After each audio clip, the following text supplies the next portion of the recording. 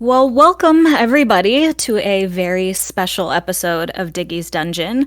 As you can probably hear, I am not Diggy. This is Gachi, and I will be your special co-host for this very special episode. And we are all here today because we are celebrating Diggy's 10 years as a K-pop fan. So it's a little bit of a Diggy's Dungeon special episode with our very special guys. So Diggy, why don't you explain what's going on today? Thank you for the very professional intro, Gachi. Someone has to be professional around here. I'm fucking not, so someone else has to bring it, you know? Yeah, so basically, the whole idea of this show, it all got delayed because I had to move house. Fun. But the whole idea, I was going to do this in August, and it was basically a combination of my birthday show and 10 years being a K-pop fan, and kind of... It's like the episode I did with Gachi here, basically explaining 5 important songs over our time in K-pop. So that is what we're going to do today. And I know everybody's super interested to hear your story and how you got into K-pop and how you ended up being the man that runs the dungeon that we have here today. So, why don't you give us the rundown? How did you get here? Okay. So my time, I guess, technically my time of, like, having ever seen K-pop starts before 2013, which is when I consider myself to have become a fan. Because in, like, 2012, I got a random fucking YouTube notification or suggestion or whatever that was FX Electric Shock.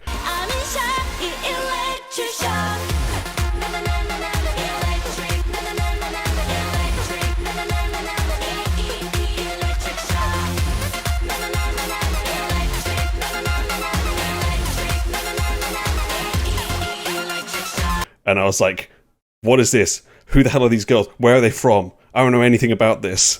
But I just liked it. So I was, like, into that. And, like, I think the same year I got into, like, Perfume as well. Because I heard their song Spring of Life and it was a banger.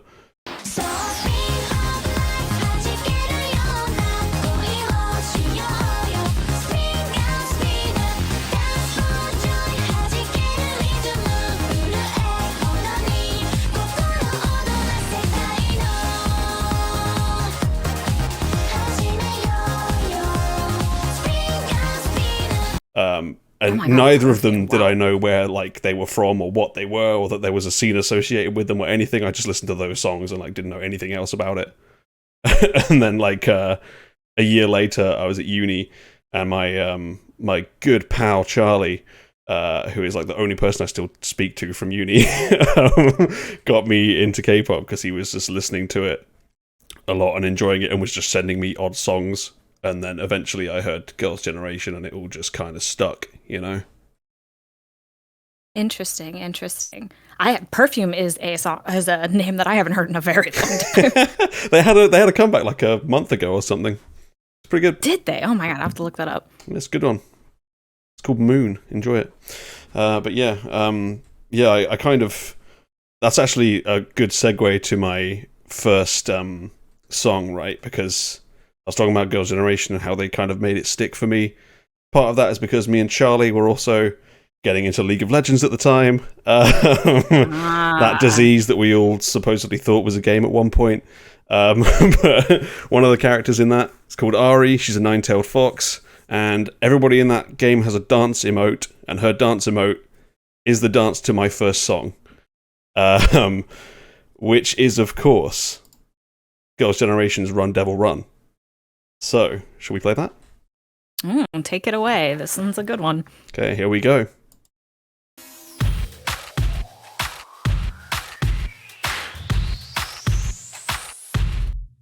똑바로 해.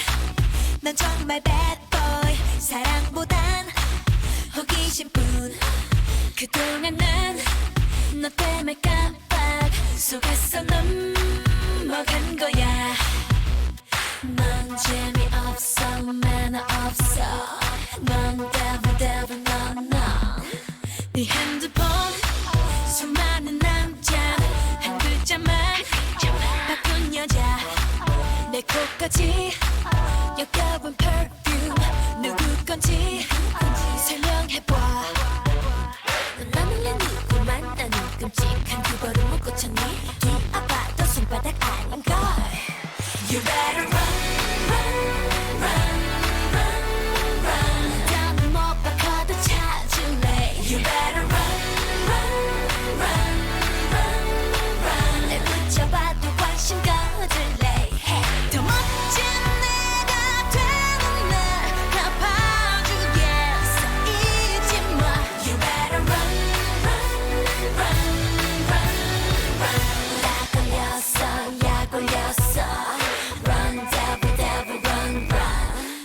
내 곁에서 살며시 흘길 다른 여자 꼭 훑어봐 나 없을 땐 넌 super playboy 고개 들어 대답해봐 넌 재미없어 매너 없어 넌 devil 넌 You better run run run run run 다음은 못 박았다 찾을래 You better run run run run run 붙잡아도 관심 꺼둘래 더 멋진 내가 되는 날 갚아주겠어 잊지 마 You better run run run run run 걸렸어 약 올렸어 Run devil devil run run 넌 재미없어 매너 없어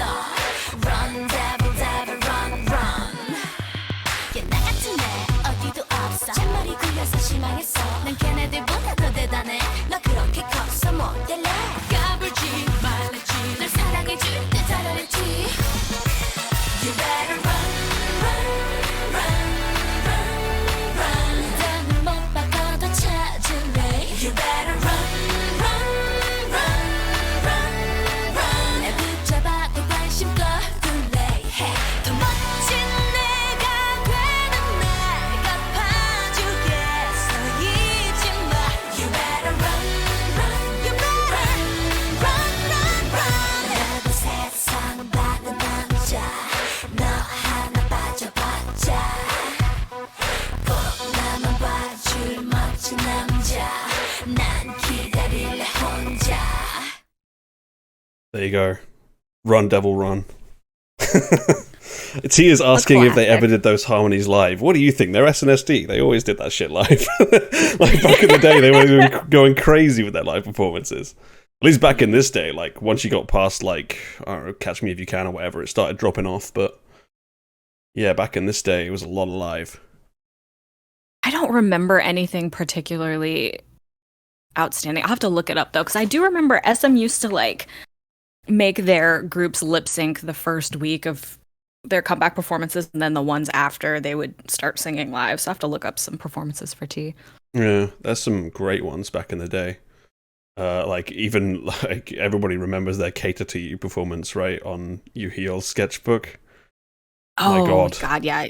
Unbelievable. Yeah, you can always look up a sketchbook performance for the older groups, and they're usually on there singing something live. Yeah, but yeah, back to the story. So Run Devil Run kind of was one of my main doors into K-pop because it was like it crossed over multiple interests of mine where like the song was good and then also it was tangentially related to League of Legends, which was absorbing my life at the time. So it kind of helped me with that. That also applies to their song Hoot.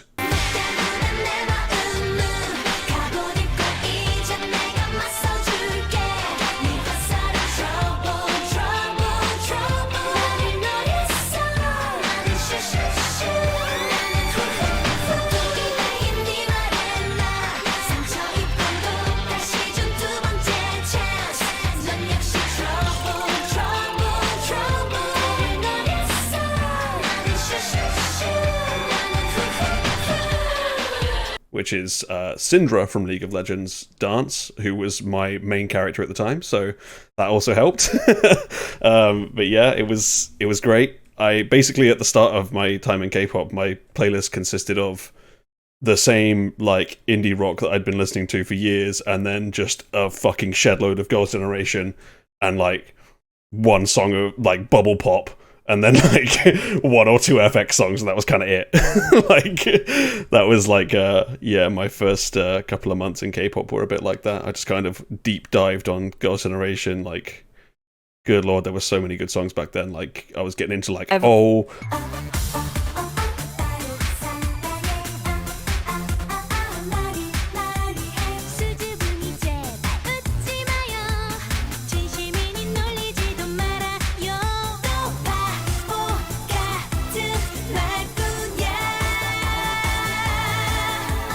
I was getting into all their Japanese stuff like Flower Power.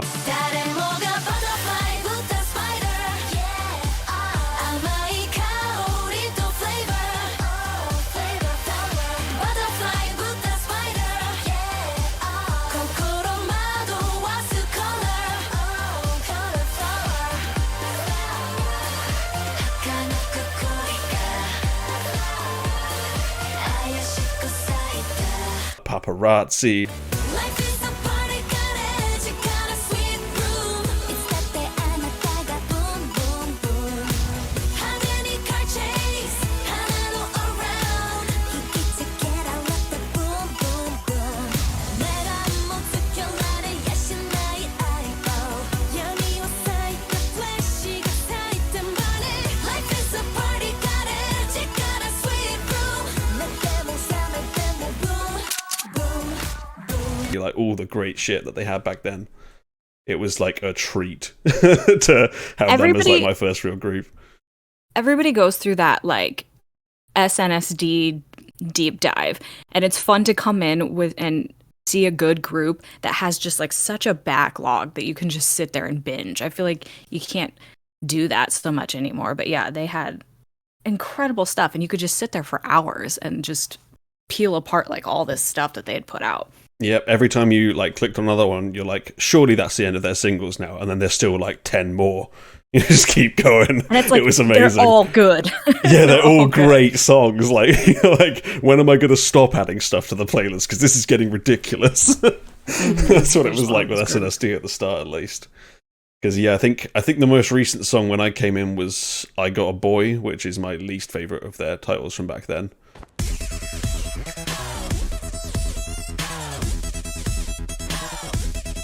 I got a boy 멋진, I got a boy 착한, I got a boy handsome boy 내 맘 다 가져간.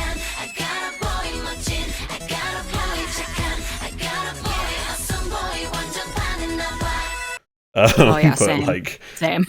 yeah, there was just so much like SNSD to explore back then. It really helped a lot. And also getting into SNSD then leads you on to the rest of SM. So it helps you kind of get into that, which is what led me back to FX. And I was like, oh, I remember these girls. And yeah, like, I think by that time, Rum Pum Pum Pum was coming out as well, which I love. Shit, 둘만의 shit. I am love.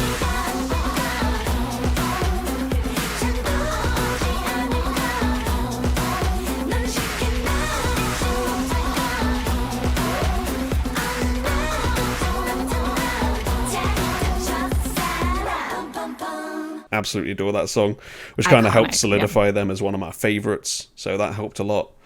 But yeah, it just yeah, the way you get into K-pop back then was just like either someone recommends a song to you and it leads you on a rabbit hole, or YouTube recommends a song to you and it leads you on a rabbit hole. You just like hours and days just disappear as you're just staring at YouTube. Like it was wild back then.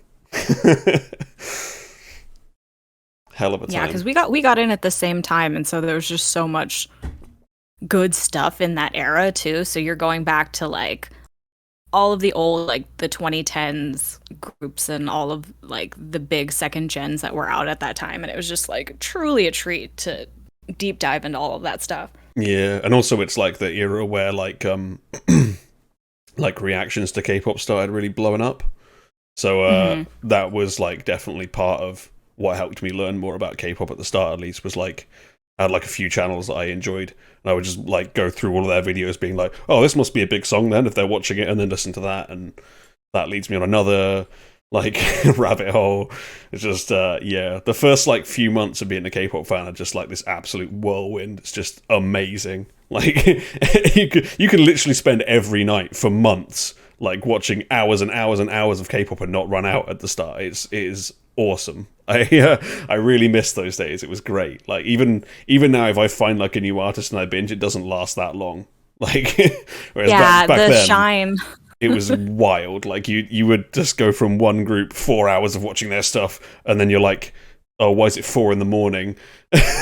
Oh, I better watch another group. Okay, why is it now 9 a.m? Like, what is God, happening? yeah. It was madness. Oh, it was incredible. But yeah, I think at the start I found it's kind of ended up persisting throughout my time in K-pop, but I found it easier to get into girl groups than I did boy groups. Because at the start, at least, I definitely had like some toxic masculinity about me, where I was just like, oh, they just look too girly, and like, oh, you know, why would I want to be dressed up in makeup like that? Like, I thought it was all really cringe. And then it took a while for me to really kind of find boy groups that I thought were actually good, you know, as well. Because I also just thought the music wasn't as good. But looking back now, I'm like, nah, it was just as good. And yeah, I think it's definitely so interesting to hear from like obviously like a male perspective on how you've found K-pop and stuff like that. And like I think a lot of people feel that way when they first get into it. I think for me it was like the opposite. I was like, whoa, look at these incredibly like androgynous men. Like this is awesome. Like yeah, just, like completely the other side of the coin. But we all come at it from different life paths, as it were.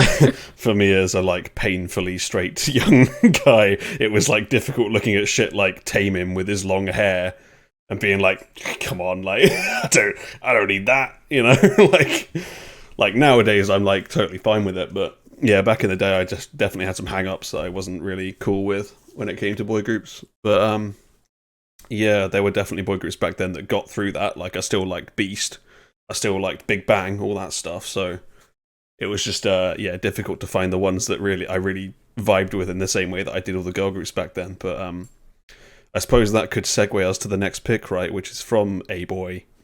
Well, a man, honestly. Calling him a boy is an insult, but like, yeah, it's from a man. It's from a very sexy man by the name of T.O.P.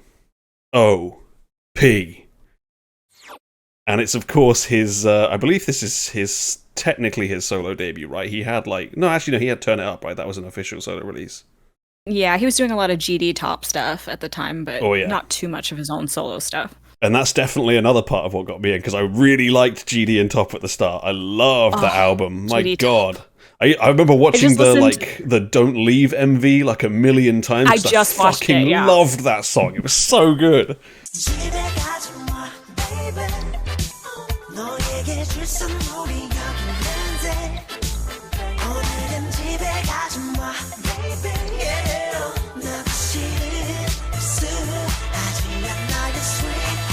But yeah, that was, it was like impossible to be around K-pop and not get into Big Bang back then. So of course I got into Big Bang, and T.O.P. was my favorite. And then he came out with Dada, which is what we're about to watch.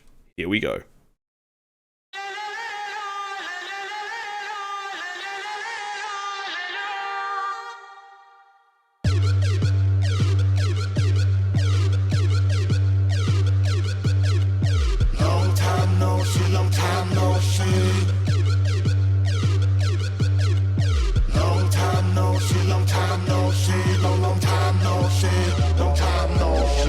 간질간질해 어린 애들은 가 구석에 나 그대의 테이스트를 바꿔주는 소몰디게 뜨끈뜨끈할 때 후후 불어 함께에 다 던져줄 때 감사하며 고개 숙여 만세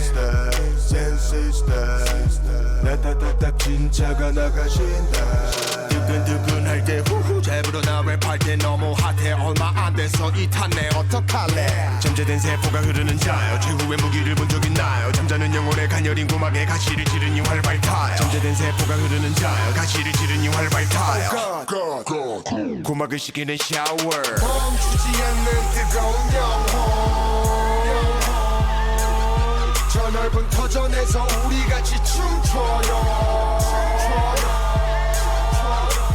멈추지 않는 뜨거운 영혼 Let's go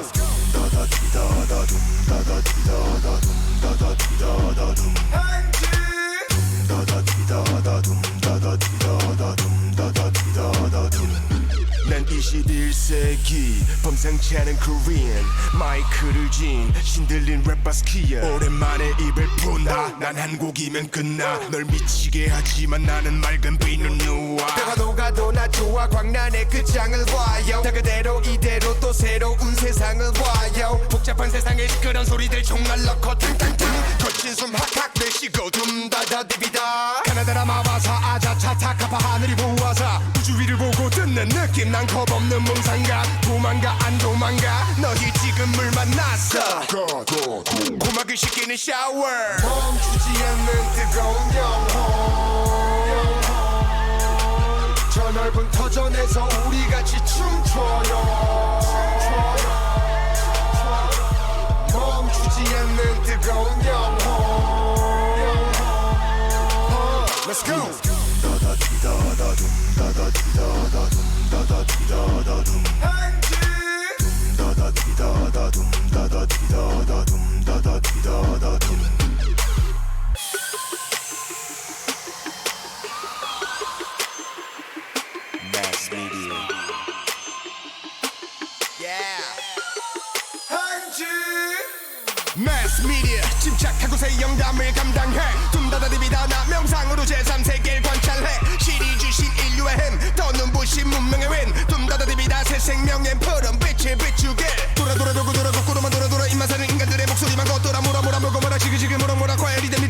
고개를 몰아 하쿠나 마타타 하쿠나 마타타 둠다다디비다 새 생명엔 푸른 빛이 비추길 둠다다디비다다 둠다다디비다다 둠다다디비다다 둠 Let's go 둠다다디비다다 둠다다디비다다 둠다다디비다다 둠 Yeah. Gotta be the Who Doom doesn't love a Dada. little Doom Dada? Dibby-da. Gotta be done. Yeah, so I put this as one of my most important songs because I think this song is definitely behind like me becoming more open to more genres of music. And like being more accepting of just liking things than I used to be. Because I think like when I was like a teenager, I was like exclusively into rock and metal, basically. And like I would like if I liked anything else, like I would hear like a pop song and I thought it was good, and I'd be like, nah, you don't like that, that's not rock. Like it's this really toxic mindset, like you can't like anything but this one thing. But like it was bad. Like I would only like very, very specific things, and like I'd tell myself I liked stuff just because it was like beloved in that genre, even if I don't like it. Like I've come to accept I fucking hate Pink Floyd, right?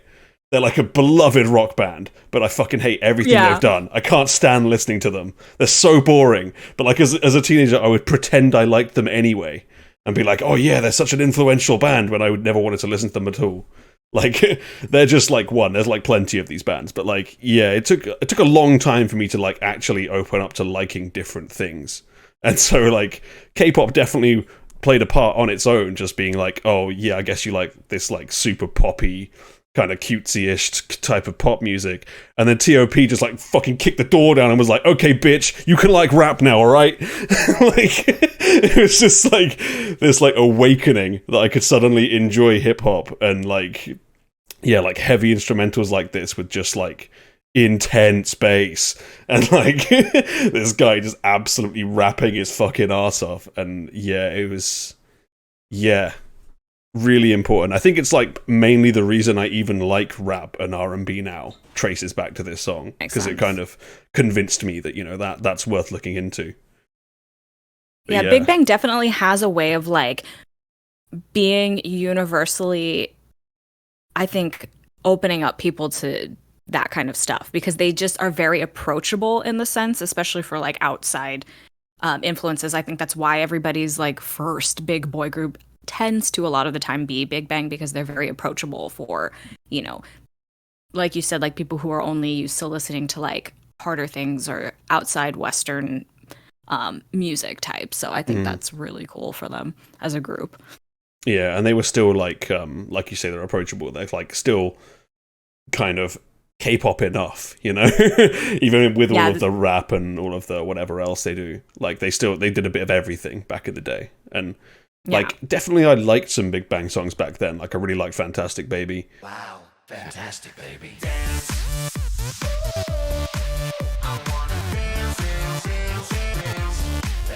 Baby.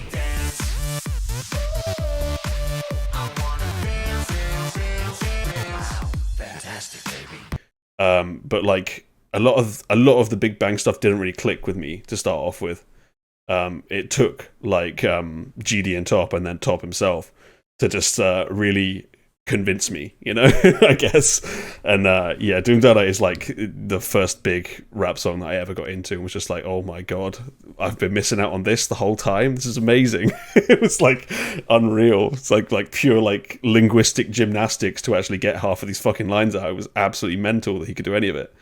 And like and also kind of helped knock away a bit of that fragile toxic masculinity I had, because here was this guy pulling off like 7 or 8 different looks and looking fucking hot as hell in all of them. Like this is a beautiful man.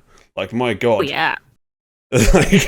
like eye-openingly beautiful man. Like no matter what he's playing in this, whether he's like with the like center parting and a suit, or he's like looking like a fucking like weird eccentric bank robber millionaire with his wine. Like it's like all of them just work. He just like looks incredible and like convinced me that you can like this K-pop thing doesn't have to be like twinks in makeup, you know? Like there are like actually men here like doing man things that still look amazing, and you know, they can be just as appealing, you know? I mean, not that we don't amazing. love some twinks in makeup, but that's a personal thing. Yeah. But I mean, yeah, Top is one of those guys, like, he just has that face. Like, there's very few people with that face that you can just pull off so many different looks and so many different styles and really just like an enigmatic presence in the industry. He's just so good. And GD is, in his own way, is that kind of way too, but I think Top is a more like approachable entry point. Yeah. Also, just like in terms of pure like music, I just way preferred what Top did than what GD did. Like I love his style of rap, and I think his voice is like so cool. Like I really was super into that. I guess because it was like more stereotypically manly, but I just like that, you know. I don't know why. It just does it for me. I think it's so cool. I was definitely more of a GD at the beginning, but I think, to be honest, they just can't be beat together because I think they really blueprinted the, you know, high tone rap, low tone rap like combo, and they really worked so well off of each other. Yeah, no one's done it better since. Like GD and Top stuff, if you haven't heard it, because I think probably we're getting to the point in K-pop that there's plenty of people that haven't heard that album now, but definitely go and listen to that album. It's like really, really good. They bring out the best in each other so much. It's awesome. But I was super into it, and like T.O.P also like helped kind of change my view of like stars, I guess, because like most of like at the time, the whole reason I got into K-pop was because I was just fucking sick of the Western mainstream. Like everything about it was just fucking repulsive at this time. It was like all the music was just like, you know, forced fun club music with like just appallingly bad lyrics. Like it was exhausting to listen to any of it. I hated it. And like all of the megastars over here were just like dickheads. Like it was like Pitbull and like fucking Justin Bieber, these fucking people that I just couldn't stand, like Lil Wayne, all these. I just hated all of them. I thought they were all complete twats. And then here I was in this new scene with this guy that looked like an absolute megastar, and I actually liked him and was like, oh my god, you can actually be popular and not be a piece of shit. That's great. Like, really amazed me. But T.O.P definitely huge impact on me. Big fan of him. Big impact on the industry. I wish he would make music again, but yeah, alas, I think he's more into collecting furniture these days and going to space. Weird. Forgot about that. He's got the weirdest arc, hasn't he? Like, yeah, that's like Megastar. Squid Game and space. Yeah, megastar, like intense depression, time off, comeback. Squid Game, space. Like, so weird. But we love you, T.O.P. I hope to hear him make some music at some point, but I wouldn't really bet on it. I think he's kind of over it now. But I guess that leads us to the next moving on point, which brings us kind of neatly into 2014, which is the first year I was like fully in rabbit hole mode, like all the time. Just every day I was discovering more stuff. And like just finding all these new groups and all these and also like when I started in looking at K-pop stuff, when stuff came out had absolutely no impact on me whatsoever. Like I would treat a song from 2011 the same as one that came out last week back then. Like they're all just good songs. Like I didn't really give a shit when they came out. So a lot of the time, like what I was listening to back then, it was hard to really place. Like that's why I always used to struggle when people would be like, oh, what was your first big comeback? Or like, oh, you know, what was the first group you really anticipated or whatever? And I'm like, well, I don't really know because I was just kind of looking at everything at the same time. But yeah, the 2014 definitely brought about a change in the girl groups, and it's signified by this next one. This is going to be a long section. Everybody cover your eyes. Yes. It's, of course, Stella's Marionette. Can I let you know what I want? All I need is, all I want is your love. Tell me to your mind.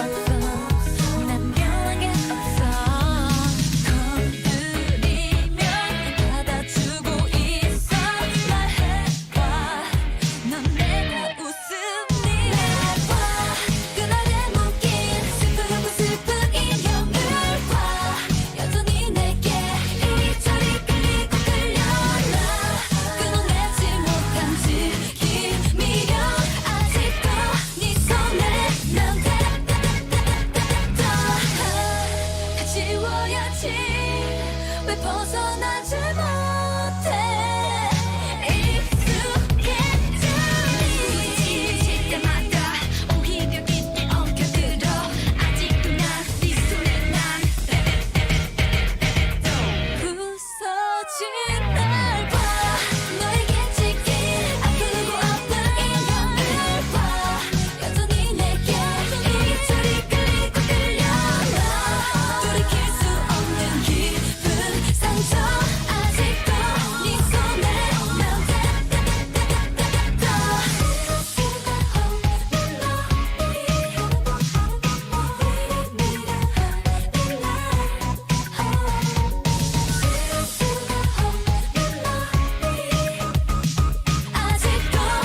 손에 난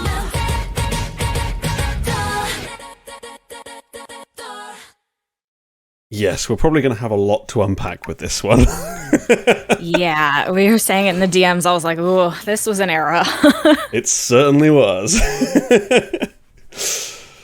Yeah, so this, I looked back, I had to, like, while I was trying to come up with this, because, like, my memories play tricks on me sometimes, and I, like, misremember how things happened. So I looked at my playlist to be like, what did I add first? And this was the first of the, like, sexy concept songs that I added.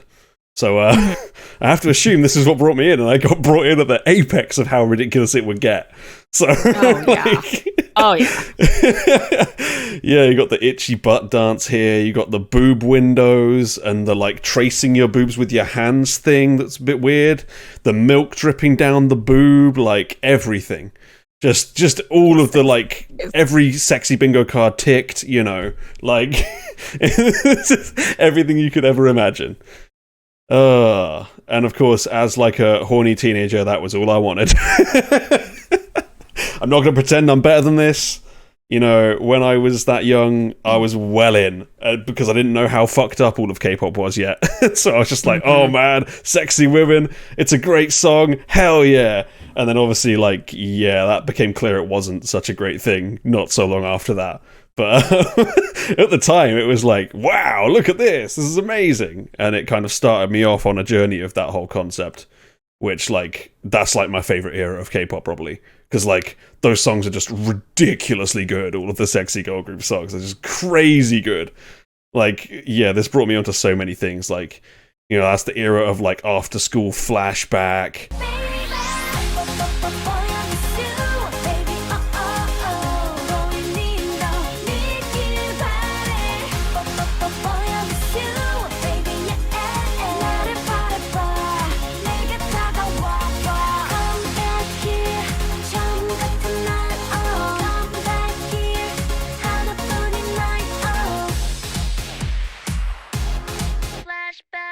Like, Girls' Day, like, Expect Me. 문자가 신경 쓰여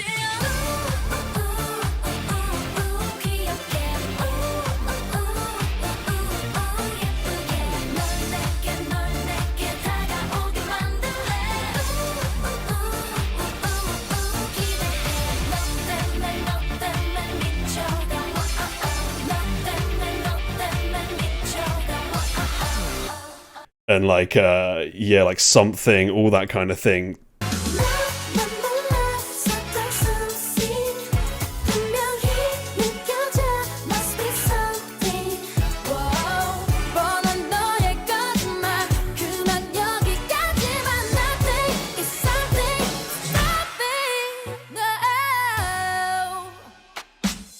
Guy-In was, like, one of my favorites at that time. Secret were doing, like, Poison.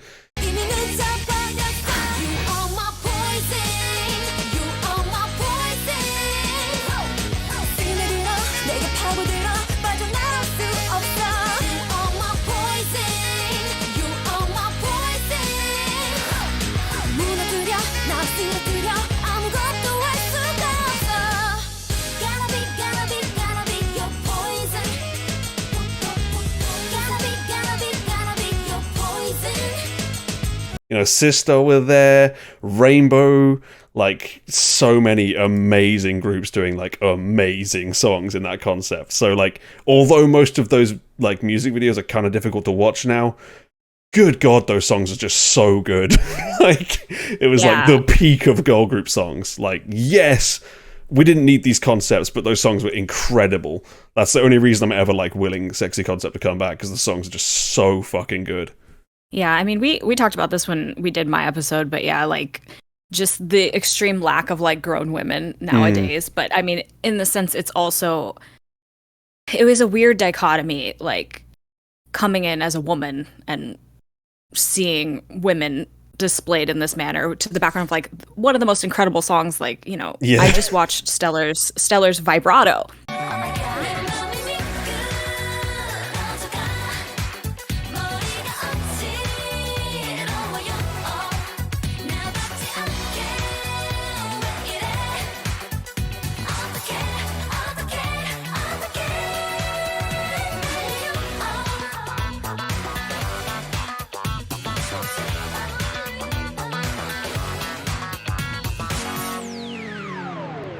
It's hard watching women like in that imagery and in, you know, those positions while like loving the song. And then, like Brian said in chat, like the girls like coming out later on in their careers and being like, we didn't want to do this. We were kind of forced into this, like, you know, concept, and it's tough. And I think, you know, with these kinds of concepts, there are ways that it comes off, I think, a little bit better. Like you said, After School's Flashback and some of the Girls' Day stuff and Sistar. I think more of just like at least the illusion of agency and the styling and the ways that you can make things sexy while still not being like poor Stellar, like objectified in a way that makes you feel kind of icky. Yeah. I mean, even the like sense? big mainstream stuff at this point was like kind of leaning towards sexy, but like way less over the top than this was. Like, Channel was doing that kind of thing, but it wasn't nearly as like let's punch you in the face with this concept as it is in this. Yeah, and some of the stuff I'm like, we get it, like they're sexy and they look great and everything, but I just don't see how some of these moves. Yeah, they're really like, awkward moves. You can get the hottest girl in the world, but if she's like bending over and like scratching her butt, it like I'm just like I don't that's not sexy to me, but you know. And they're like arms behind the back, like break your back doing butt twirls is a bit like ridiculous as well when you look back on it. Yeah. Oh yeah. And they're like cutting out a boob window, just never gonna make sense with these outfits.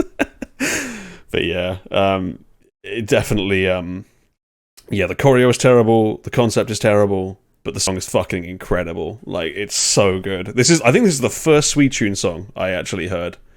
And really? Oh wow. Yeah, Let Me on a Journey. It was because this song is way too good for what it got given. But like, it's amazing. It is Sweet Tune, like, Stella had like a bunch of other stuff as well at the time that was nothing like this at all. Like, this was just like a Hail Mary, whatever this song was. Like, because they had a song like it was put on the same album. I think it came out like a few months before or whatever, called Study.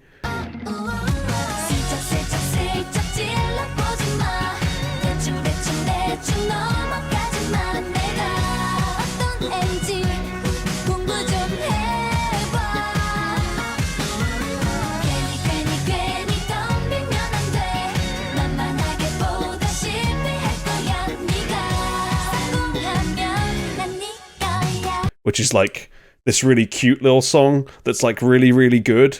And then then it came out with this. Everyone was like, what happened? But at the time it worked because it got tons of views and like tons of people were talking about them, like for good or bad. But a lot of those groups did that at the time. Like, they were doing a lot cuter concepts, and then like AOA, we talked about like they did Moya, doing something completely different, and then just like we're like, okay, hang on, let's throw out miniskirt and Confused, and that's like what took off. Yeah, I mean, they were all doing it. Like, look at Rainbow, like they'd done like Tell Me. Anyway, tell me, 어서 말을 해줘. 내가 네 여자라고. Oh honey, you 헷갈리게 하지 좀 마.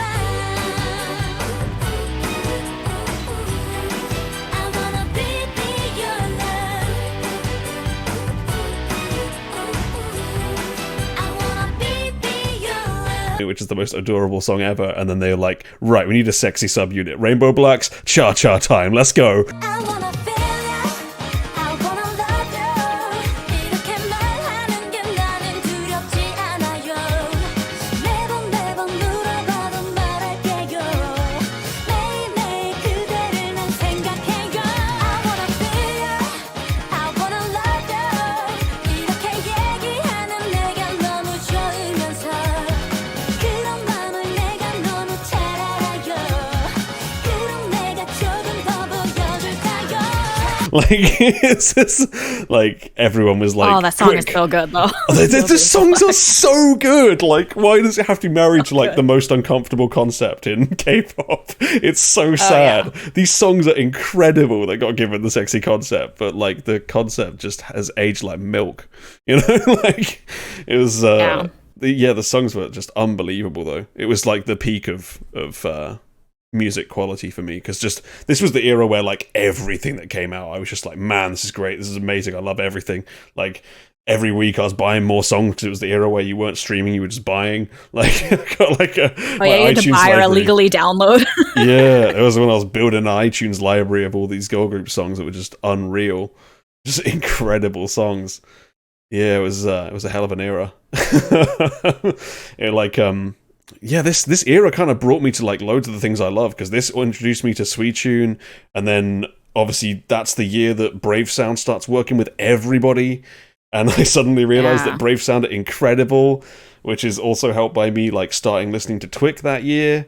So like 2014 was like the most important year probably in me being a K-pop fan, because I feel like I just went from like, yeah, I like this, to like, okay, I need to know like everything about this. You know, like I was just like, studying everything about it basically, and like just every day or two was like, I'm discovering more amazing stuff.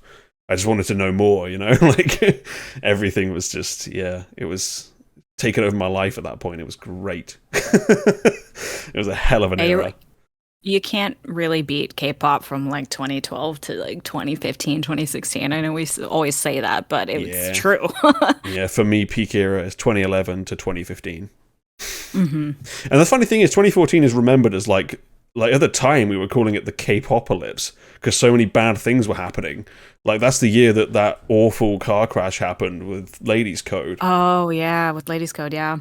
And just things were going wrong. People were like disbanding, Ladies Code car crash. It was all going terribly, but the music was unbelievable that year. It was so good. It was such a strong year. And so as much as it was doom and gloom, like with everything bad that was happening that year, God, the quality was like so high. It was just crazy. Like I don't think we've ever got back to that level, but it was amazing. Yeah. 2014, that was like when like everybody was leaving EXO and like Sully left FX, you know. Yeah, Sully left stuff. FX, all the contract negotiation bullshit. Yeah, damn. People disbanding, all that shit. It was all like doom and gloom, because it was like the start of the end of second gen. But the music was just so good that none of us really cared. Yeah, TSBAP lawsuit that year. Yeah, it was a heck of a year. But looking back, I miss it. As bad as that year supposedly was, it was fucking incredible for the music. But yeah, I guess that kind of segues us off, because that year, like, set in stone what I was going to be looking for, which was like amazing girl group songs like this. I was just like, I've ended up becoming like a really big fan of Stella off of the strength of this song, and then Vibrato was great, Sting was great, you know, all that stuff was amazing. And I was like constantly on the lookout for great girl group songs. And I guess we're now going to jump forward a few years on our journey. And we're jumping forward to 2017 now, because the years after this were just like listening to Twic as much as it comes out. I'm learning as much as I can. I'm looking at everything, trying to uncover everything.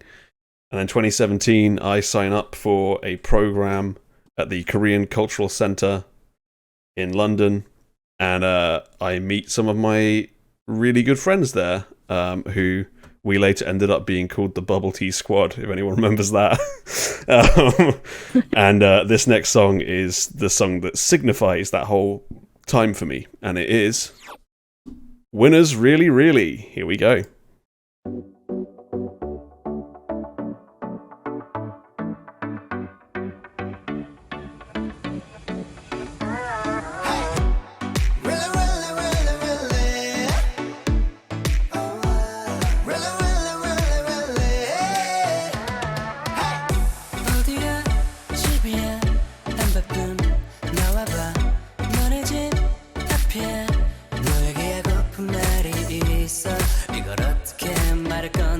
될지 모르겠지만 이상한 말 아냐 부담 없이 들어줘 지금 나는 내 제일 아름다운 건 너의 lady 널 향한 내 맘이 돈이면 아마 난 빌렸네 널 좋아해 내 맘을 믿어줘 oh 널 좋아해 내 맘을 받아줘 oh 넌 어때 멋지게 going 프로포즈가 한 세레모니 정해보자 호칭 허니 말고 자기 어린 darling 나 간지럼 내 상상해봐도 긴장돼 필요해 나눠봐고 덩치는 산만해도 네 앞에선 작아지네 oh 내 맘만 가나 첫눈에 미끄러지듯이 falling in love 내 맘을 훔친 범인인 건 너의 미모 질투의 여신도 내 심장에 떨림은 진도 치명적인 매력이 날 killing 섹시해 날 자극하는 hot chillin 오해하지마 나는 진짜 진심으로 채워줄게 너의 인자 지금 나는 내 제일 아름다운 건 너의 lady baby 널 향한 내 맘이 돈이면 아마 난 빌렸네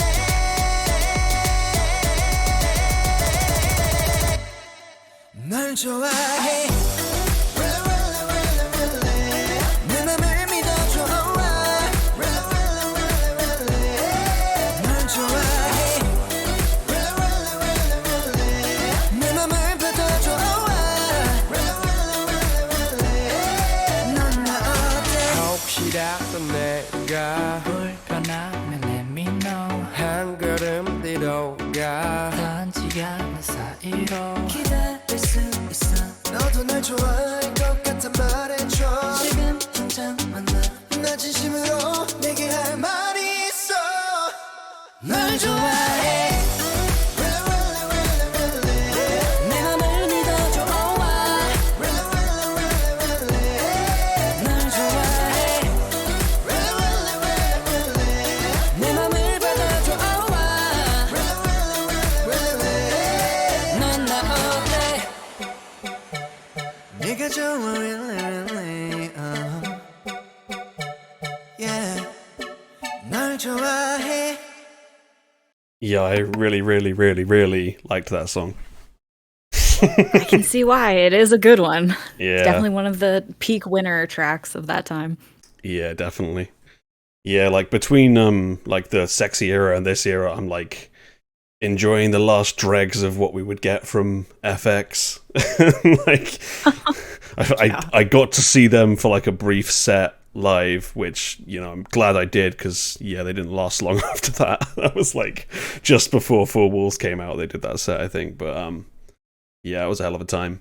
And then like it was just a whole lot of growing up to do in that year or two, because it was like I finished uni, I had to try and find a job, and like and then I had to move, get used to where I live now, and like, you know, get used to adult life. So it was kind of, I was still really into K-pop, but it was kind of not the most important thing, you know? Like it was The transitionary period for sure. yeah, so 2017 is when I really started kind of finding my stride where I live, and like getting back into trying to find cool things to do. And one of those was this amazing program called K-Pop Academy at the Korean Cultural Centre UK in London.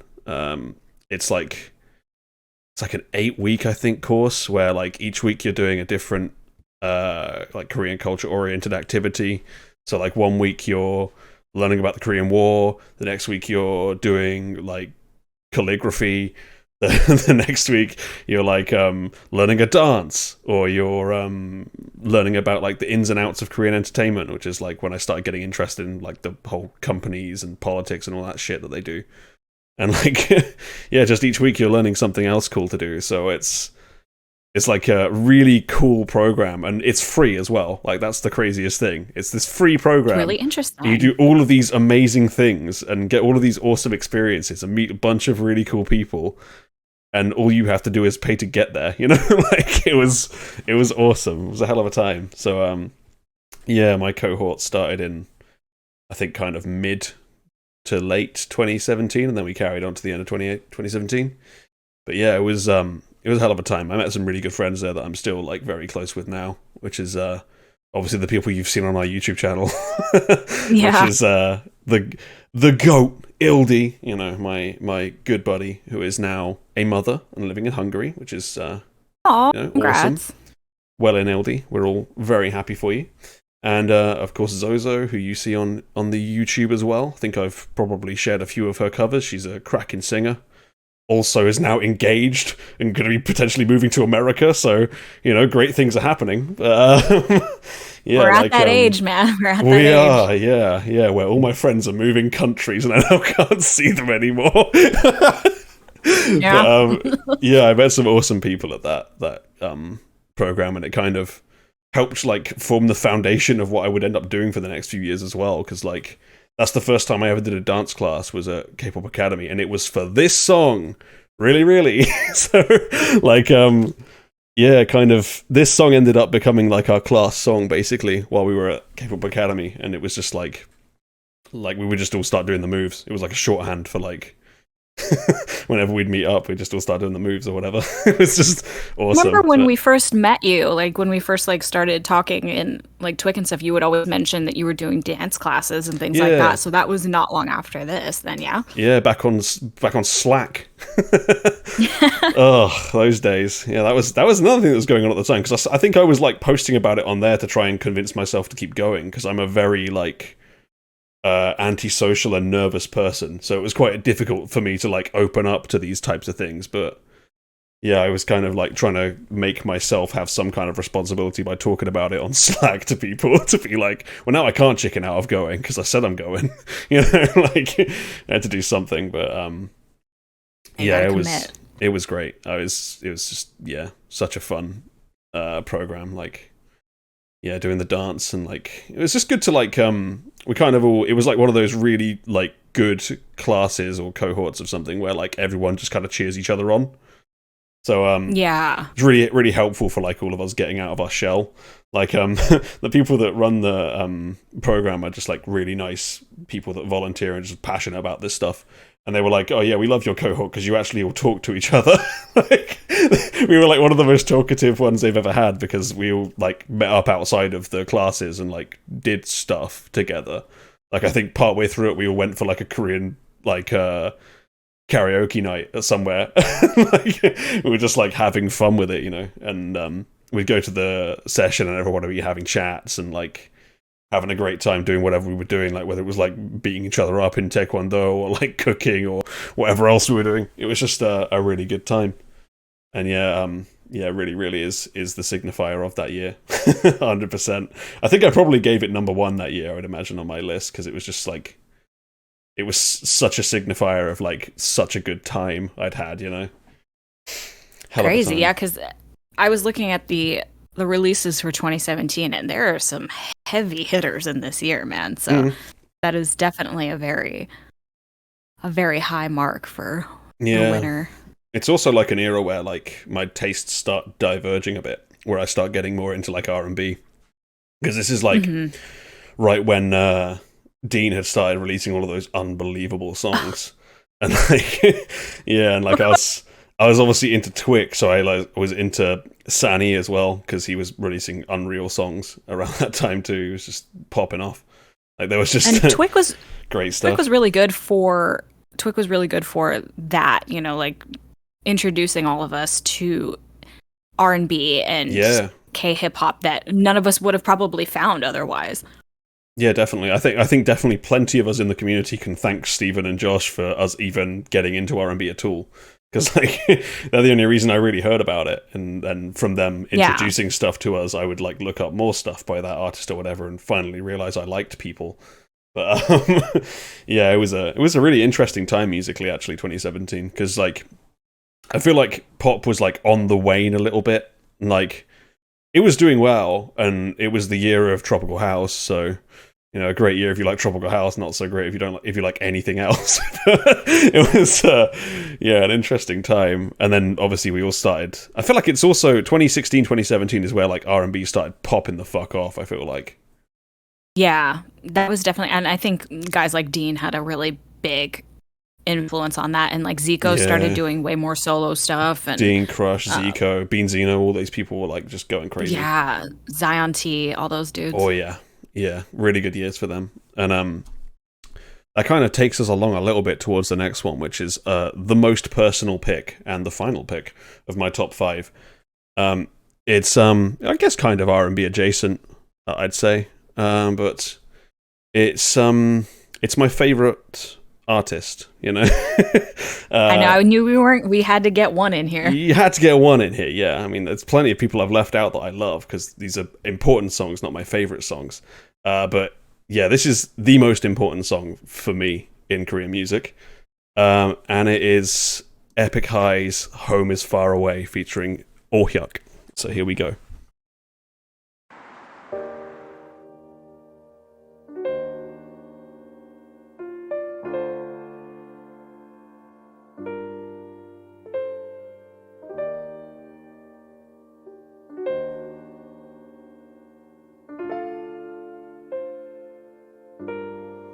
갈 길이 먼데 빈 차가 없네 비가 올 것 같은데 처진 어깨엔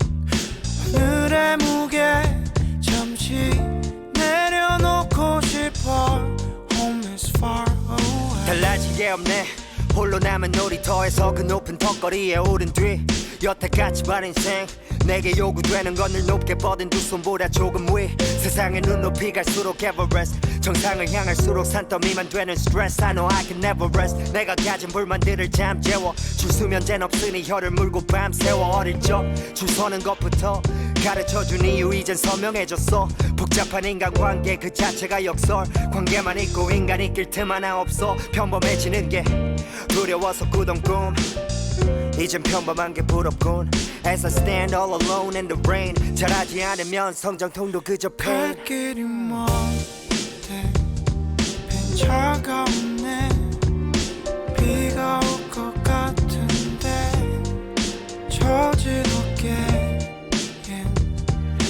하늘의 무게 잠시 내려놓고 싶어 Home is far away 갈수록 두려워 뛰고 있지만 뭘 위해서였는지 이젠 두 발과 심장 그저 짐이 되어버린 꿈 두고 달리는 게 내게 유일한 희망 한 걸음만 더 때라 부추기네 고개 들었더니 앞은 낭떨어진대 뒤를 보니 길게 줄 서 많은 기대가 날 지탱하는 척하며 등을 떠미네 언젠가 찍고 싶었던 맘의 쉼표가 숫자들 사이 뒤엉킨 이상 계산적인 이 세상에 들이미는 손 잡기 싫지만 빈손 대는 게 더 겁이 나 붙잡아도 갈 길 가는 게 시간뿐이겠어 먹구름 낀 하늘을 보며 한때 나도 꿈이라는 게 있었는데 오늘 밤은 잠들기도 어렵네 날 위해 잠시 멈춰주면 안 될까요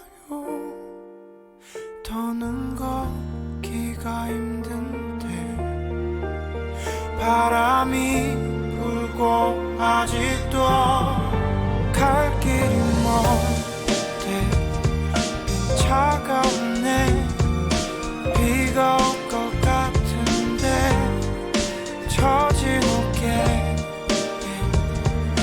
하늘의 무게 잠시 내려놓고 싶어 Home is far away 넓은 세상에 내 자리는 Home is far away 붐비는 거리에 나 혼자 있나 So far away 날 위한 빈자리가 하나 없나 Home is so far away 내가 해야 할 일 벌어야 할 돈 말고도 뭐가 있었는데 내가 해야 할 일 벌어야 할 돈 말고도 뭐가 있었는데 내가 해야 할 일 벌어야 할 돈 말고도 뭐가 있었는데 내가 가야 할 길 나에게도 꿈 같은 게 뭐가 있었는데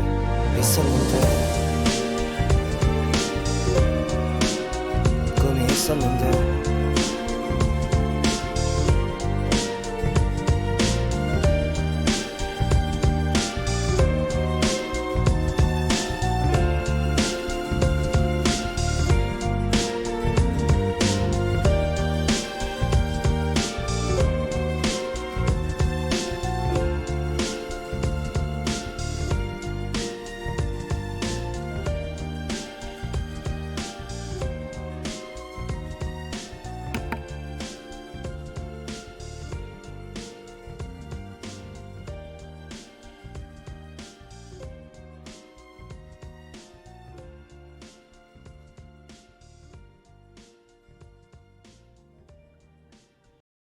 Ugh, home is so far away.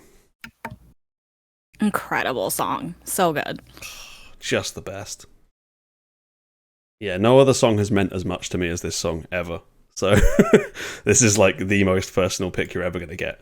And like, yeah, this is a song that's got me through an awful lot. So I have nothing but thanks for it, you know. It's such a beautiful song. It's like, yeah, just when I explain to people that the most beautiful song I know is by like a 3-piece hip hop group from Korea, they're like, "What are you talking about?" It's like, yeah, just a perfect song in my opinion. There's no way they could improve it. It's just brilliant. I mean, Epik High has amazing ways to tell stories and to really, resonate with whatever you happen to be going through at that time. And I know we talked a lot about comfort groups in my episode as well, but I think they have a lot of songs that you can really connect with on like a personal level for sure. Yeah, and when they were making the Epik High Is Here albums, they put out this like documentary series of like the making of it.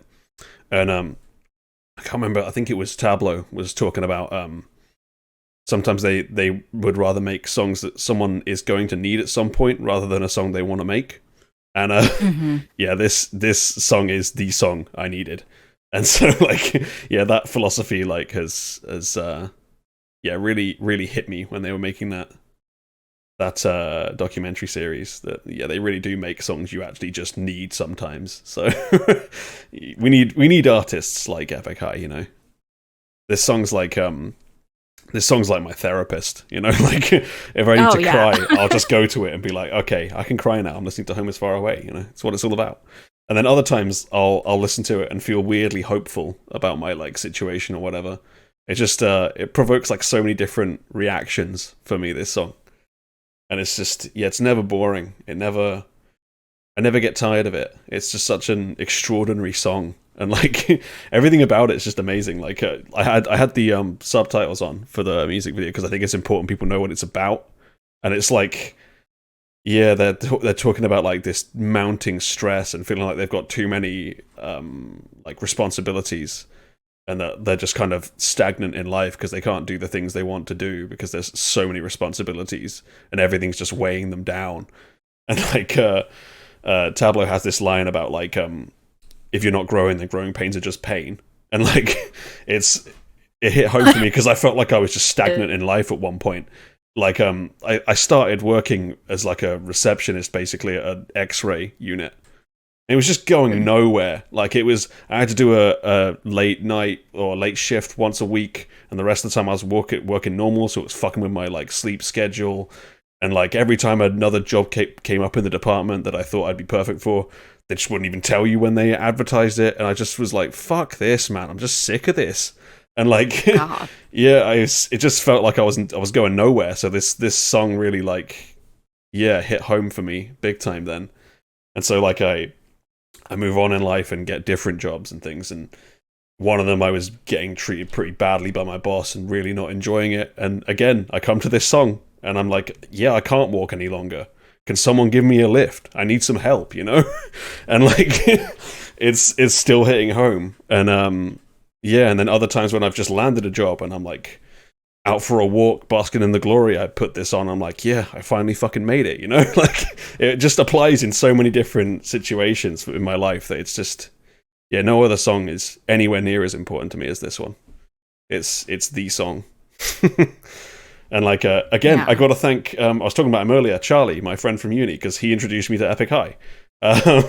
He got me into them when they released Shoebox, the album, which is an amazing album, by the album. way. Everybody Great album, yes. I mean, you can pick like basically any Epik High album and be like, damn, great album.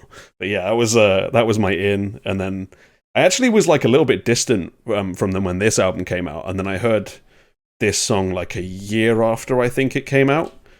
It was just, I was just like, okay, I have to listen to the album now because this is unbelievable. Like, how can anyone make a song this good? And yeah, the album's absolutely fantastic. Like, it's got so many amazing songs on it. It's got me and my friend's favorite like joke hard man song, No Thanks. 'Cause I am Groot, motherfucker. Hey, my fucking business. 너는 내 걱정 안 해도 돼. 부러우면 그냥 부럽다고 말해도 돼. 네가 신경 안 써줘도 나는 잘 지내거든. Don't you worry about me. No, I'm fly, motherfucker, baby. Never give a fuck about a thing. 그게 나에 관한 거라면 더욱더 no thanks, baby. Never give a fuck about a thing. 내 걱정은 no thanks. You gotta love that one. When he's like talking about how he's Groot.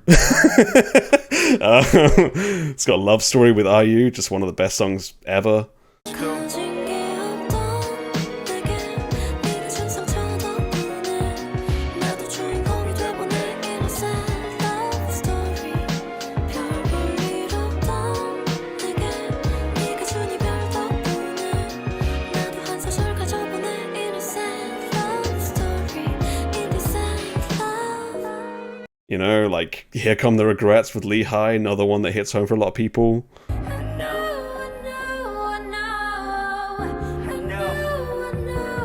come the regret. Here come the regret. Here comes the I wish I had done it. I wish I had said it. I wish that I could take it all back. Here come the regret. Here come the regret.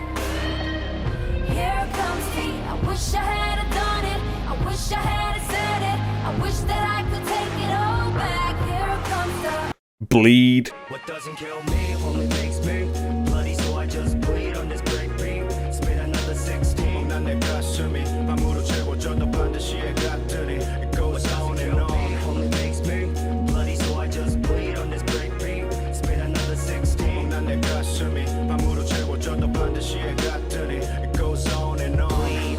You want me dead, then I'll just bleed. 내 목을 뺄 테면 better I'll bleed. 서면 돼. 무릎 켜면 숨을 쉬어도 내 꿈은 절대 쉬지 못해. Bleed. You want me dead, then I'll just bleed. 내 목을 뺄 테면 better I'll bleed. 여전히 팬으로 백주위를 달린다. One of the best songs that they do live, incredible. It's just like so many amazing songs on the album. But yeah, this one came late for me, and then like it was because of this song that they became my favorite artist. But yeah, they were by far my favorite artist these days. And yeah, since then it's like kind of been like things look up, things look down. You know, I'm always looking for new stuff. So since then I found more kind of R&B and jazz style artists, which probably they have some say in because some of their stuff leans that way. It's probably partly why I like Samuel So these days and Summer Cake, people like that. You know, there's plenty of stuff I like these days, but I think the optimism is kind of way lower than it used to be. Like in those halcyon days of 2014, you know. Yeah. I'm not as excited as I used to be, and I know it probably gets some of you down that all the time you'll bring a song on that you like, and I'm like, oh man, it's just nowhere near, is it?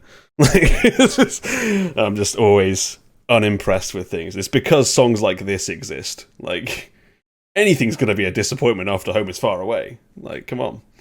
But, Yeah, it's hard because you really we got attached in like an era that it's hard to kind of adjust your expectations to keep enjoying like the output of what is happening these days. I think the thing for me that made it really difficult to enjoy K-pop as much as I used to is that groups would like disband or disappear for a long time, and then like that label would bring out a new group, and they would be absolutely nowhere near as good as the one that I loved. Like, that's why I had like a grudge against Red Velvet for years, because they just weren't remotely close to as good as FX, and we lost FX for them. You know, like I was really angry about it. And you know, look at YG. I liked Big Bang, and then what do they come out with? Bunch of old shit. You know, like you know, Winner and Icon have their moments, but they ain't Big Bang. You know. Yeah. And everywhere I would look, there would be another like artist disbanding that I loved, and then they would be replaced by a far superior or far inferior, like new act that I just didn't think were remotely close to as good. Which is why I'm so pessimistic about things, because like, yeah, I know we have like a bunch of newer labels now that are trying to debut new stuff, but a lot of them just feel like an imitation of something that I used to love, you know? It's why I'm so hard on Triple S, because they're just Luna but younger and less talented. Like it's like I'm always comparing, I think, because I've seen so much over these years in K-pop, like all those rabbit holes. I've got all of that to compare to with all the new stuff, so a lot of stuff just comes out being disappointing.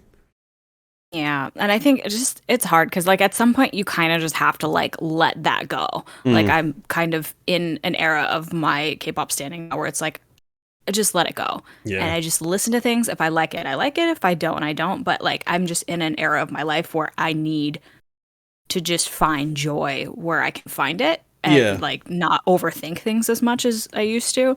Yeah, I'm with you on that. That's like I'm trying to stop doing so much comparing because it's just not good. But I think that like it's just part of me now. I can't really stop. Like, yeah, I'll try and assess things for what they are, but I'll still like consciously, like whenever I'm listening to a song, I'll be like, man, this really sounds like this group, or oh, this really sounds a lot like this song. I can't turn that switch off in my brain for some reason.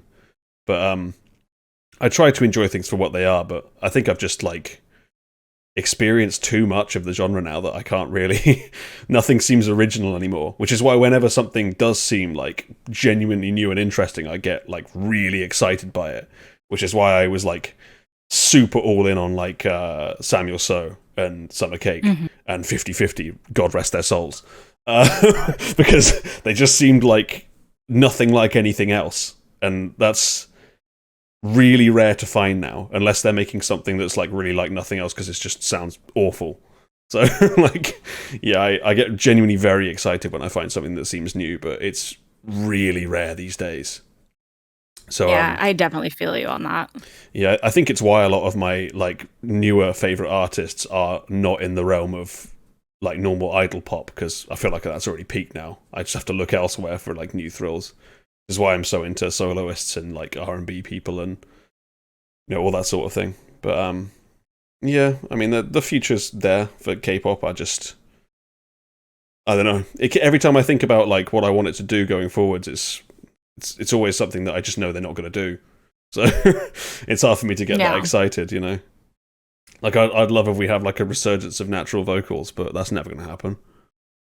Like, as we go further into the age of AI, things are just going to get more and more, like, fucked with, and we're going to have even less live vocals, and even less people will be even less trained when they debuted, which is... Eventually, like, we're already seeing, like, whole groups that are just AI now, so it's like, ugh. And, like, yeah, I every time I look at where K-pop's going, I feel like it's just taken a wrong turn. Like, I look at groups like, I'm sorry to pick on them, but Triple S, and I'm like, why did you not train these girls for a good time? None of them can sing. Like, I'm so disappointed because of the groups that were there in my era, and they were all like so complete. You'd look at a group like a Bestie or a Fiesta or like who else, like an After School, and they're so complete. They have people who are amazing at each thing and people who are good all rounders. And now I feel like there's just like nobody good in half these groups, or like the people that are supposed to be the main something are like worse than the lead something would have been like 5 years ago. I'm just kind of disappointed by the lack of skill. And yeah, it's where they're saying Dahyun can sing. That's 1 out of like 20 something girls. It's not enough. I'm sorry. Like, you need more than that. But yeah, it's why I'm disappointed all the time. But there's still stuff that piques my interest, and I'm still very excited when it does. It's just, having looked at so much, it's difficult to find anything new feeling anymore. Like, I've had so many different methods of finding new stuff over the years as well. Like, I had like my era when I was watching all the reactors to try and find new stuff, and then I had like Twick obviously helping me find new stuff. There was there was like a couple of years where, does anyone else remember? I think he still does stuff, but a YouTuber called DareDB. He like makes like all these. He used to make all these countdown videos of like themed countdowns of like underrated songs, or like songs about this, or songs involving this, and I would find loads of really cool stuff from it that I never knew about. Like, I discovered that's how I found Boyfriend's Janus, which was like my favorite K-pop song for years and years and years.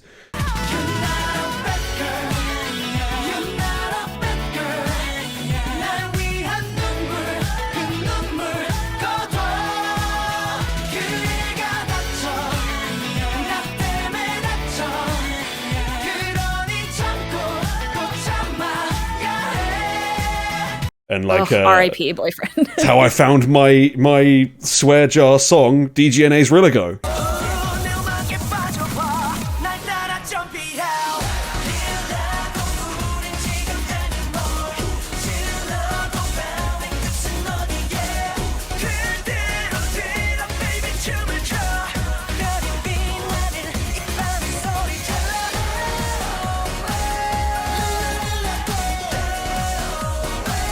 놀아보자고 오늘 이 밤의 끝은 어디에 You know, like that's the only reason I know that song is because of Daddy B. And- Surprised it wasn't one of your picks, honestly. yeah, I think everybody expected me to pick Rilligo, but it's just a song I like a lot. I don't think it's an important song to me. It's just really fun, you know. Yeah. Daddy B has like led me to a bunch of stuff. I think he's probably part of the reason I like Cross Gene, like a decent part of the reason I know that fucking what the hell, that Supernova song She's Gone. Absolutely loved that. That kept popping up on his videos.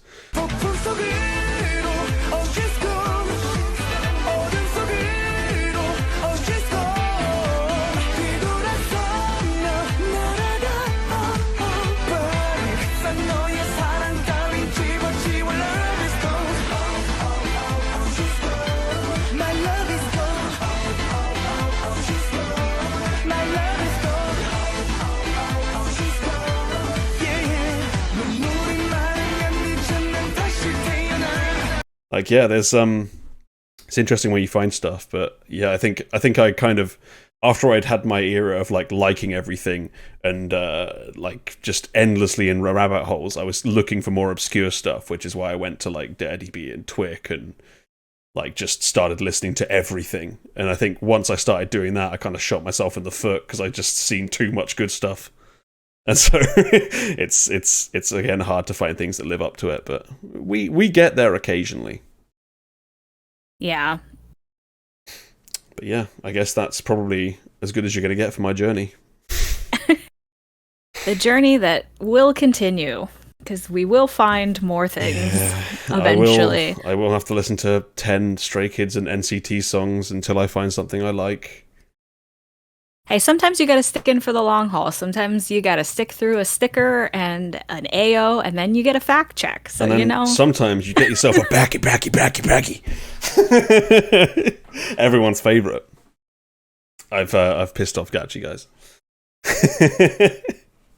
She's just ghosting me now. She refuses to be baggy. My Discord said, let this man.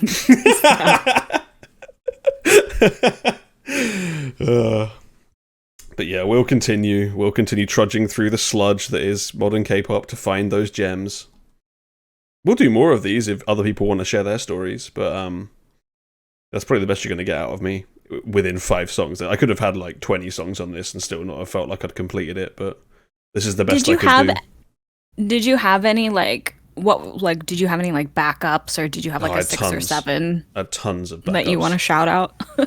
Well, the last one that I cut was AOA's Short Hair. 아직 준비가 안 됐나 봐요 이제 어떻게 해야 머리 하다 그댈 만나러 가 뭔가 좀 자꾸 어색해요 단발머리 하다 지난 날은 잊고 나 새롭게 태어날 거예요 It's gonna be fun 날씨 참 좋아요 분위기 참 좋아요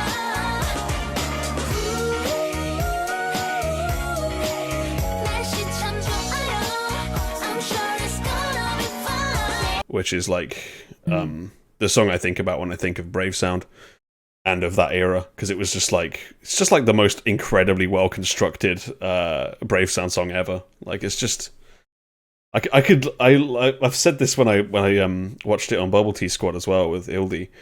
Like I could easily make like an essay or like a long video pointing out every interesting thing they do with production on that song and like all the little ad libs, because there's so many that he adds in there, and for some reason they all work. Like it's just an unbelievable song. But yeah, that was the last one I cut. That was that era of like the 3 big like AOA songs, right? Yeah, it was that year. It was like miniskirt. 말리지 마 짧은지 말일까 내가 길을 걸으면 모두 나를 쳐다봐 짧은지 말일까 근데 왜 하필 너만 날 몰라주는데 당당한 여잔데 왜 나를 힘들게 해 난 무시해 어디론 뒤집어지 Then short hair. Then like a cat. 너에게 사뿐사뿐 걸어가 장미꽃을 꺾어서 그대에게 안겨줄 거야 깜짝 놀라질 거야 사뿐사뿐 걸어가 그대가 잠들었을 때 살며시 안아줄 거야 깜짝 놀라줄 거야 라라라라라라라라라라라라라 헤이 라라라라라라라라라라 Yeah, It was just yeah. unreal year. I was like the biggest AOA fan at that point. It was unbelievable that year. Oh, everybody was at that year, man. That Oh, you yeah. had to be. The song was just banger after banger. It was so good. So good. But yeah, that was the last one I cut. I had like a bunch of other stuff on there. I deleted them from the document so I can't like go back and relay onto them, but there was FX Electric Shocks as my first song and ended up coming back to it and still loving it. And there was like stuff like Mighty Mouth, Nice to Meet You. Nice to meet you. How do you do? 초면은 실례인 얘기지만 그쪽이 좋네요. How about you? 우리 둘 조금씩 너의 맘을 보여줘. Because that's like my ultimate summer song. When it's summer and the sun comes out, I'm like, right, nice to meet you. Here we go. Let's play that. It's a good day. Like every year, it comes back in the same way that Cherry Blossom Ending comes back in Korea in every year's spring. 봄바람이 날리며 흩날리는 벚꽃잎이 울려 퍼질 이 거리를 둘이 걸어요 oh yeah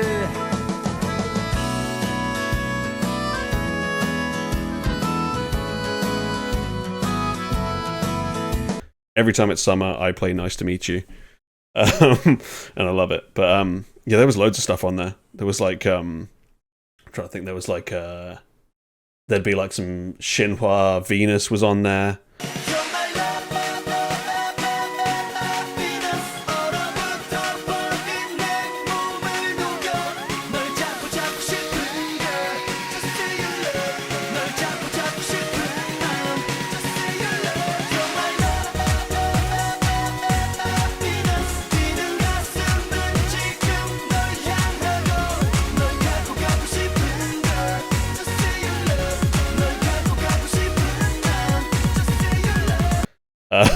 It's like so many songs I could have talked about. At the group. Yeah, that is Yeah. a group, hell of a group. Yeah, there was a bunch. There was like Infinite, obviously, because we all love Infinite. But yeah, there was a load of stuff I could have put on here. But these were the ones that most succinctly let me tell like the story of my time in this. So this is the best I could do to actually like tell you something rather than go, I like this one. I like this one too, you know? Like it's more interesting if you learn a little bit about my life, you know? I felt like, you know, I could have like done a like several hundred songs long list of things I thought were good, but these were the most like significant, I think. Yeah, 5 does make it really hard. I wonder if I should increase it for people or if 5 is good. Because I don't know. But, It is a solid number. I think we all kind of throw in extra songs in there as we're talking through sections. Yeah. So I think it works. I think 5's good because you have to really think about the ones that are genuinely important to you. So instead of like although like you would look at my list of 5 and there's like maybe, I mean, how many of these would actually be in my all time? Definitely Oh Home is Far Away is there. Yeah. And then maybe Run Devil Run and yeah, maybe Marionette. I don't know. It's like it's not like it's not about what your favorite songs are. It's about the ones that were most important to you. That's what I always envision. Yeah, it's about the ones that mean something. Yeah. Yeah, it's not about the ones that you're like, oh yeah, when I put it on, I love it. It's more like, shit, this really helped me, or like, you know, this was like significant because of this part of my life or something. I felt like that was more interesting, but I don't know. That's the best I could do, and yeah, that's my story, I guess. Sharing it with us. I mean, I think everybody was very interested to kind of. I think Like I said Discord is before, murdering you. I know. Discord is giving me a bunch of shit today. Yeah. I'm so sorry. At least it's a day when you're doing more of the talking, so True, it's true. not too bad. It's all good, but yeah, I wanted it to be important songs and telling a story, and also like I felt like the 5 that I chose also bring you up to the point where you then heard me on the show or had me in the Discord or whatever. So it's like you don't really miss much.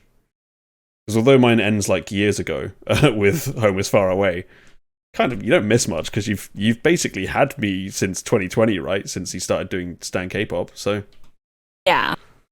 brings you as up to date as you're gonna get in 5 songs. You know? But yeah, I guess that's the end of the episode. Thank you for sharing your story with us. We appreciate it, and I'm glad I could be here, even through shitty Discord, to hear your story and share it with everybody. Yeah, thank you for being like the best co-host that anyone could ever ask for. Big applause for Gachi. I think you killed it. But yeah, I guess. Thank you. I'm tried. I didn't want to cut in too much because it's not about me. It's about you. But I'm here to hype you up and give the ahas and the yas and make sure everybody's.